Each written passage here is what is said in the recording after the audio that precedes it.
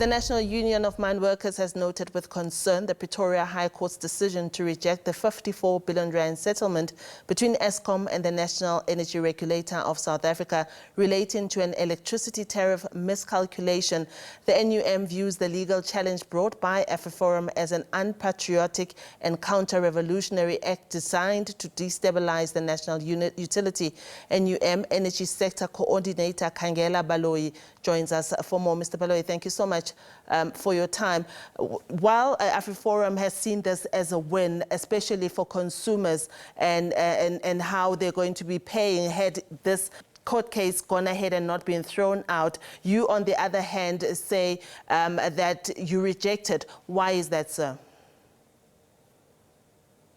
Yeah, no, the reason we are concerned about this decision is that the sound is repeating back. We apologize for that, sir. The team is taking care of it. You may continue. I can hear you. Yeah, no, we view this decision as a counter-revolutionary and non-patriotic decision. Why is that, sir? Please accept our apologies for that, Mr. Khangela Baloyi. The team is taking care of the sound. If you are able to just continue, I can hear you, and I can assure you that the viewers can hear you at home as well.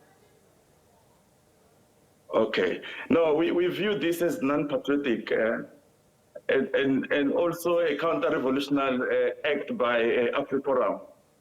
You know, when a decision was taken to liberalize the energy market,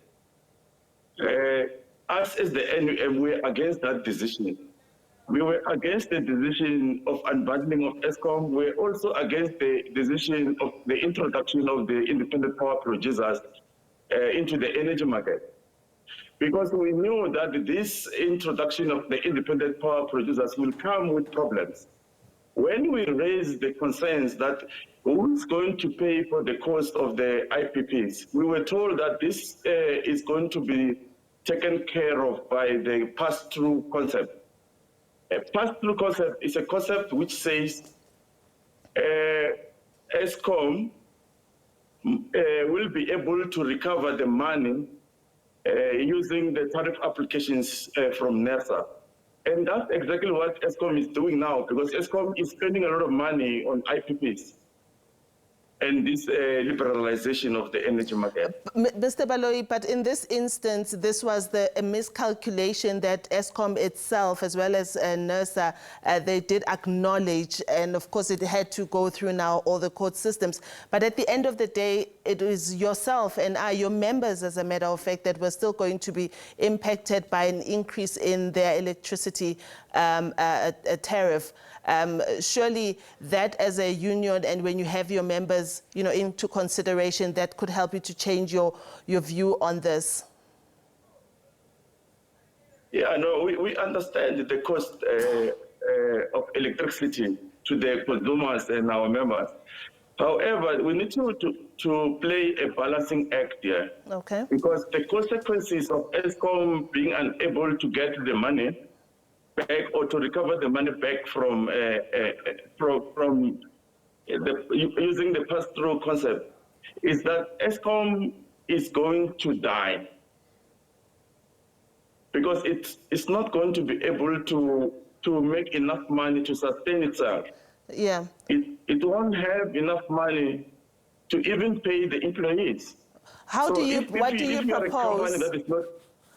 I beg your pardon, what do you propose as a union that would benefit both sides? You do fairly say that we should balance the scales, and I agree with you on that, because the functionality and sustainability of Eskom is equally as important.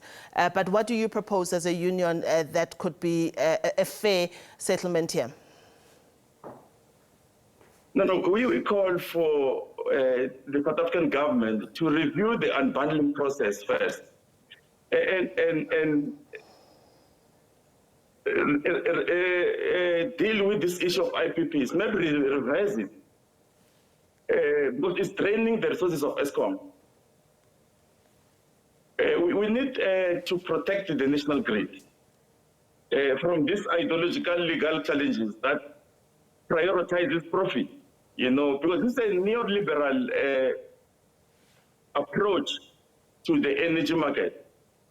We need to also recommit to the strong vertical integrated state utility, which will be capable to drive economic growth.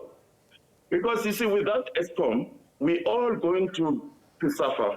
Because if the economy is not doing well, Yes. we're all going to suffer. Eskom is the lifeblood of this economy.